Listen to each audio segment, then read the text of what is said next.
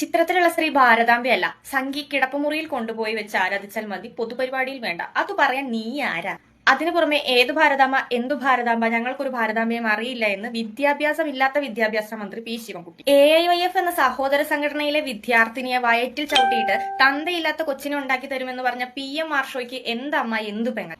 അമ്മയും പെങ്ങളെയും തിരിച്ചറിയാത്ത ഒരു കൂട്ടം വിദ്യാർത്ഥികളെ വാർത്തെടുക്കുന്ന SFI എന്ന വിദ്യാർത്ഥി സംഘടനയിൽ നിന്ന് വളർന്നു വന്നവനാണ് PM മാർഷോ. ആ PM മാർഷോയിൽ നിന്ന് ഇതിൽ കൂടുതൽ സംസ്കാരമൊന്നും ഞങ്ങൾ പ്രതീക്ഷിക്കുന്നില്ല. പക്ഷെ ഭാരതാംബയെ പൊതുപരിപാടിയിൽ വെച്ച് ആദരിക്കണോ, വീട്ടിൽ വെച്ച് ആരാധിക്കണോ, അതെയോ രാജ്ഭവനിൽ വെച്ച് ആരാധിക്കണോ എന്ന് ഞങ്ങൾ തീരുമാനിച്ചോളാം. ചങ്കിലെ ചൈനയെയും കഞ്ചാവ് ചെഗുവേരയും ആരാധിക്കുന്ന നിങ്ങൾ സംഘപരിവാറിനെ ഭാരതാംബയെ എങ്ങനെ ആരാധിക്കണമെന്ന് പഠിപ്പിക്കാറായിട്ടില്ല. ഹൃദയത്തിൽ രാജ്യസ്നേഹം തുളുമ്പുന്നവർക്ക് ഭാരതം എന്ന സ്വന്തം പിറന്ന നാട് സ്വർഗത്തെക്കാളും മഹത്തരമായിരിക്കും. അത് പെറ്റമ്മയ്ക്ക് തുല്യവുമായിരിക്കും. 1947 സ്വാതന്ത്ര്യദിനം കരിദിനമായി ആഘോഷിച്ചവർക്കും ഇന്ത്യ ചൈന വാർ ഉണ്ടാവുന്ന സമയത്ത് ചൈനയെ സപ്പോർട്ട് ചെയ്യുന്നവർക്കും ഭാരതമാതാവെന്ന് ഉച്ചരിക്കാനുള്ള അർഹത പോലും ഇല്ല. അതുകൊണ്ട് PM മാർഷോയുടെ ജൽപ്പനമൊക്കെ കയ്യിലിരുന്നേച്ചാൽ മതി. ദേശീയ പതാക കൈകൊണ്ട് തൊടാത്ത കമ്മ്യൂണിസ്റ്റുകാരെ കൊണ്ട് ദേശീയ പതാക ഉയർത്തിക്കാനും പാർട്ടി ഓഫീസിലിരുത്തിക്കൊണ്ട് ഭാരത് മാതാ കി ജയ് വിളിപ്പിക്കാനും സംഘികൾക്ക് അറിയാമെന്നുണ്ടെങ്കിൽ നിന്റെ ഒന്നും അപ്പനപ്പൂപ്പന്മാര് വിചാരിച്ചിട്ട് നടന്നിട്ടില്ല ഭാരതാംബ എന്ന സങ്കല്പത്തെ തകർക്കാൻ. പിന്നെയാണ് നീ.